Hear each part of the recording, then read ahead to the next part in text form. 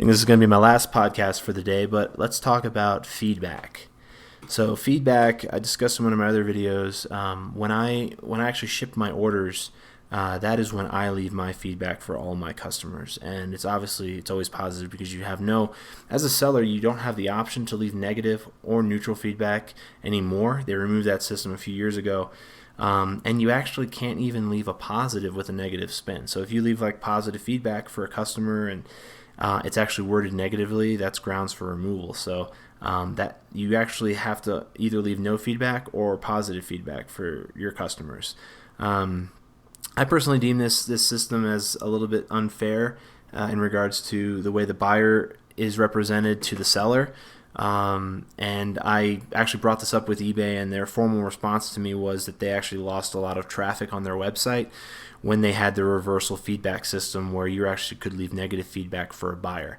But there is some light at the end of the tunnel in regards to your being able to redeem yourself and to expose people that actually deserve negative feedback as buyers.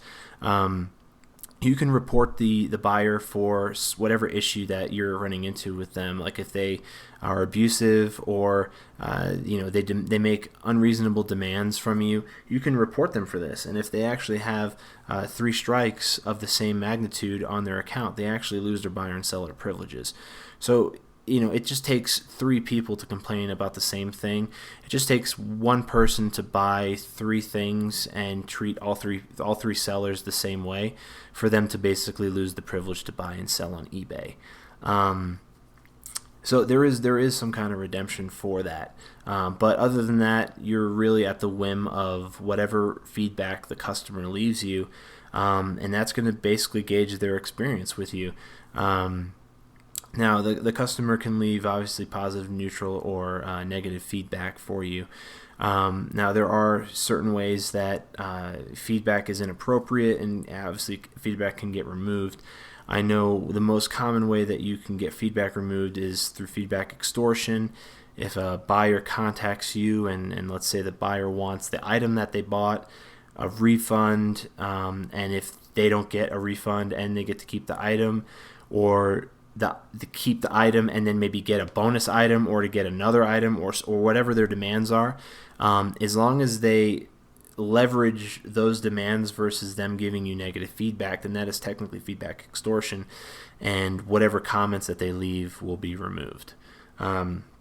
Same thing goes for another easy process to get negative or bad feedback removed that a customer can leave you is if a case is opened.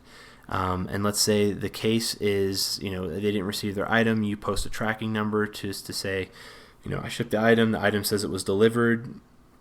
Customer is claiming that they didn't receive the item. They're claiming they didn't receive something, but your tracking number that you paid for shows it as delivered, and they're getting irate with you. But eBay decides to rule in your favor because you posted a tracking number, and the tracking number shows that item was delivered. Now, the person who opened the case against you is irate, and they don't like the decision that was made because they got the product, they didn't get the refund, and the case was decided not in their favor. So now they decide to leave negative feedback to kind of rectify the deal on their own terms. This is another thing that automatically eBay, once it decides in your favor, all negative feedback from the transaction is non-admissible and is immediately removed. So there are certain techniques that allow the seller to basically safeguard themselves from buyer abuse. But again, they remove the reversal feedback system for buyers to basically be able to receive negative feedback. So I imagine that eBay is now getting more visitors to their sites or more buyers to their site because of this. I personally saw their old system as a way to wean out the bad apples, the people that actually shouldn't be selling and buying on eBay in the first place.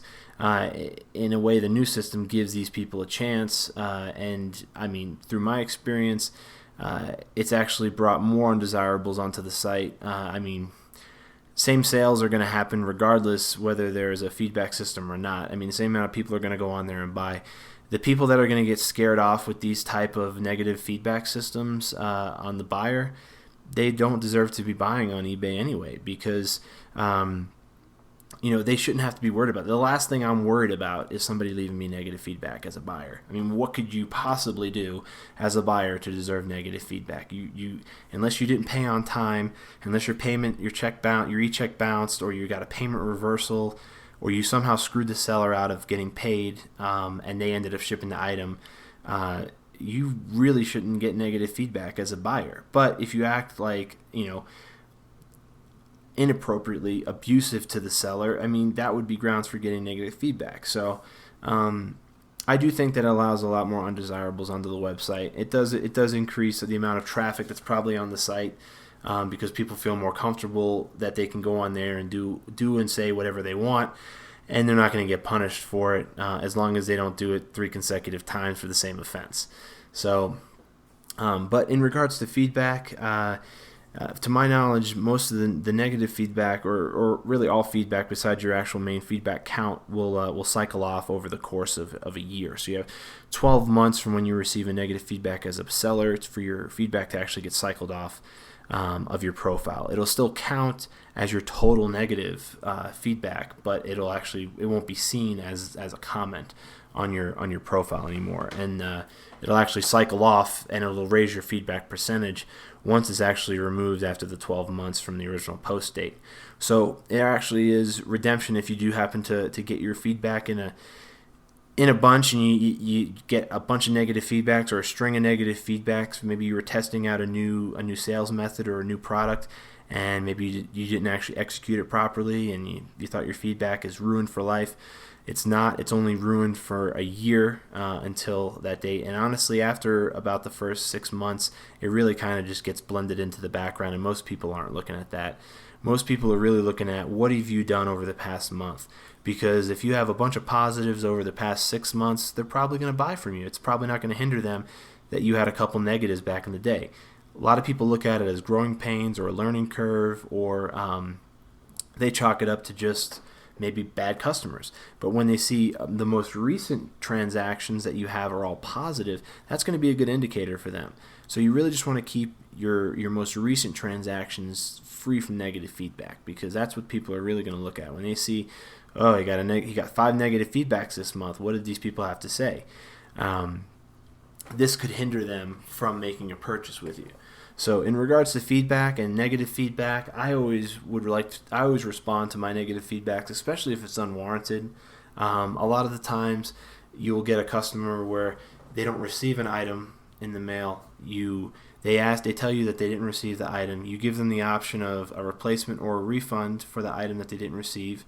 They ask for the full refund. You give them a full refund, and they leave you negative feedback anyway. Now, that's a situation where I definitely am going to respond to that feedback, because I did the best that I could do in my power to rectify the situation. If I mail out an item to you, your order ships out of my house, and something happens along the way. A post office, it falls off a truck, it gets lost in the shuffle, it gets stuck to another package, and it gets sent to some other city, and they don't know where it's at, and it gets rerouted, or the package gets ripped open and it gets damaged and it gets lost, or it gets stolen. I mean, there's tons of different factors that can come into play after the package leaves, after it's shipped. So for a customer to hold you accountable for something that is out of your control and to leave you negative feedback on that is really not right for the customer to do. Because especially if you gave them a full refund or you mailed them out a replacement, you did your best to rectify the situation as the seller. I mean, negative feedback is definitely deserved if you're the seller and you just choose not to respond to the customer when they have these claims that they didn't receive the package. I could see negative feedback being warranted for that.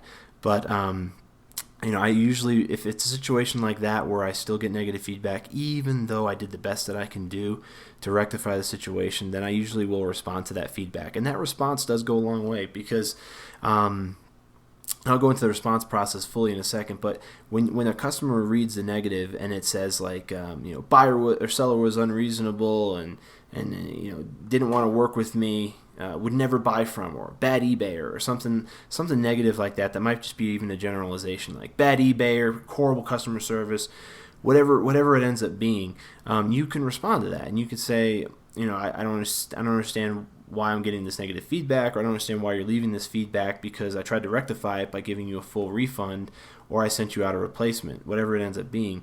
You can write those remarks there, and people reading your negative feedback will read your response, and they'll gauge if the negative feedback was valid or not based off your response to that. Now, here's the kicker. When it goes to feedback responses, it goes buyer leaves feedback, seller can respond to feedback, and then buyer gets the last word. So let's put this in the adverse of what I just said. So let's say that the buyer is 100% right in regards to their claim to negative feedback. Let's say that they never got a refund, they never got a replacement, and they complained on your feedback, and you responded to them and said, I gave you a full refund, I gave you a replacement. Why'd you leave me this feedback? Well, they can leave a feedback response to that, and that's the last word. So you can't actually respond to their final one. So they actually will always get the last word in regards to feedback responses. And they can say, this seller's a liar. They never refunded me or replaced my items. Do not buy. Now, let me tell you this. That's probably going to be a really bad badge to have hanging on your feedback wall, because when people read that there's a discrepancy in regards to what the customer claimed, what you claim that you did for them, and then they call you out for lying about it or being dishonest about your response to their feedback, that's going to go actually way worse than if you just didn't respond to their feedback at all and you just left the negative there. So I advise you to always be honest with the way that you handle your responses. It seems trivial that a buyer would actually go back and go through all your feedback to see if you responded to theirs. They really have to have a lot of time on their hands to do this. But it does happen, and you need to make sure that you're completely honest with the way that you represent your response. Now, I've had responses that I've left on my feedbacks, negative feedbacks, to customers who left me negative feedback, and they read it and they messaged me back and said, hey man, you're actually right. Like you refunded me. You did the best that you could do. I'm going to revise the feedback. And just by you being honest, you might even get a buyer that would reverse their feedback and revise it, and actually leave you positive feedback, just because you were trying to not only rectify the negative and be transparent with your customers, but you're also being honest about the situation. And I think that's going to go a long way, and it always goes a long way being honest, but it's going to go a long way with the customer, because they're going to understand where you're coming from when you actually speak about what they claim. So be honest with your feedback, and whether you're a buyer or a seller, always judge the feedback not off impulsive, emotional,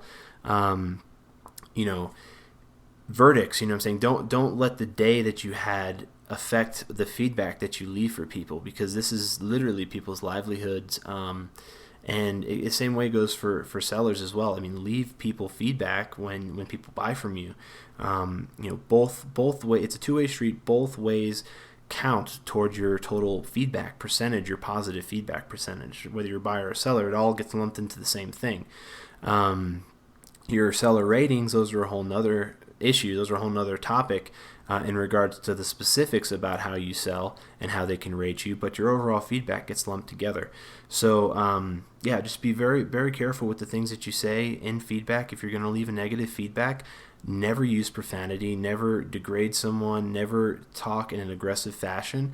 Just be honest with the transaction and the things that you were upset about. I mean, if you did not like how fast someone took to ship something, think about what came into play when you're leaving feedback in regards to shipping speed. Were there government holidays that fell into that shipping window? How many weekends were involved with that shipping window? These are considerations that sometimes the eBay calculator for estimated shipping dates doesn't take into effect. It doesn't have in their shipping calculator for federal holidays. I can clearly tell you that, because the most times that I have issues where people are like, hey, my package should have been here yesterday, why isn't it here? I have to tell them, hey, there was a two-day window in there where the federal government wasn't working. They weren't shipping packages. There was a Sunday and a Monday holiday where they weren't shipping any packages, and there was nobody moving anything. So that you probably need to give your order another day or two before it to arrive, because it's still in transit. And I imagine even with the holiday, it probably slowed down the mail a little bit, because the mail probably backed up, and then they got the hit all the mail at once when they're going to deliver it. So there is a multitude of factors that could come into play in regards to the shipping time, the transit time for shipping. It's not just a flat, every 5 days, that from when you order, 5 days from now you're going to get the shipment. I mean, there's tons of things that could happen in between that time period. So keep all this in mind when you're leaving feedback and when you're judging the transaction. Understand that the people that you're dealing with, they're not Amazon.com. They're not a global shipping, global manufacturing, firm. They don't have warehouses. Most of the people that are buying and selling on eBay are people who are selling from their own homes. They're selling, either items from their home, or they're selling items out of their home to earn a little extra cash, maybe do a part-time job, or maybe even have a full-time job. I tend to notice that when people have a clean feedback history, the first negative that they tend to get on their account, and I see this all the time with sellers, the first one is always some kind of an emotional response. It's like the customer or the buyer decided that, oh, this person has 100% positive feedback, well, I'm going to be the first one to ruin that. And then the way that they respond is just like, you could clearly tell that this was an emotionally charged response. There was no logic or reason incorporated into their response. They just blasted from the hip, and that blast from the hip, it could tarnish the seller's reputation for the next 12 months because you didn't logically think about how you're going to respond and how you're going to actually report on the type of transaction that you had with this seller. So be vigilant in regards to leaving feedback for your buyers, and be very thoughtful when you're leaving feedback for sellers. Take in mind all the things that the seller has to do to get that item fulfilled and shipped and at your doorstep the right way. And if it's something that's out of their control, try not to hold it against the seller, because sometimes things happen at the post office or on the shipping end. Best thing I could tell you is to always communicate with the buyer and always communicate with the seller, regardless of which side you're on. Communication goes a long way. Start a conversation up, shoot a message to the seller or the buyer, and always message through the eBay communication system. Try to work out every issue with the buyer or the seller before you leave feedback, because you want to make sure that you have a full scope of the entire transaction, the remedies, the compromise, the kind of conclusions you come to, any type of resolutions that you have. Take all that into effect before you leave your feedback. So that would be the best advice I can give you in regards to learning about how to leave feedback, how to handle feedback, and the types of ways that you can navigate through the feedback spectrum.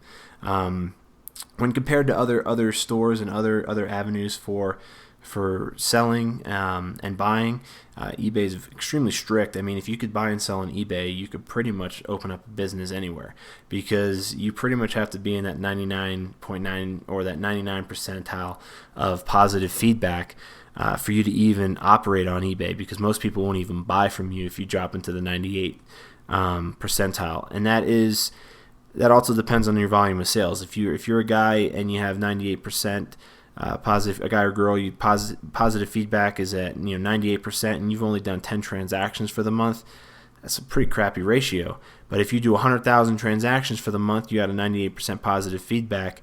That falls into the situation as you can't please everybody. So you're doing a large volume of sales. I mean, you really can't account for 2,000 out of 100,000 orders that people aren't happy with. I mean, there's a lot larger volume of sales that you have to handle on that scale. So the ratio is going to be a little bit skewed when it comes to that. But keep in mind the feedback percentage, because it's a true indicator if you're able to buy and sell. It's your buying power basically on eBay. So make sure that you keep that probably in the 99 percentile would keep you at optimal sales. Once you drop below the 99 percentile, that's when sales do start to drop off. I mean, I've seen it from experience. I've seen competitors that I've dealt with that had different shipping practices or just different practices, period, and the customers did not agree with what they were doing. And I've actually lost competitors that way just because they weren't listening to their customers, they weren't adopting, and these suggestions, they weren't evolving their practices, and they end up getting lost in the sauce. They have to exit the market because they lose their ability to sell. Their selling power and their buying power has been diminished based off the feedback that customers leave them. So communication, feedback, and be vigilant with the things that you do with both. Always treat the opposite party with respect, and always give them the benefit of the doubt, and always reach out and communicate, because you can never lose by communicating with somebody. It's going to be the best mode of resolution for any type of situation that you have. I hope this information found you guys well, and I hope that you guys can use this to benefit your buying and selling practices on eBay. To all of our listeners and those of you who found this content interesting and want more, then hit the subscribe button and like this video. Thanks for tuning into the show.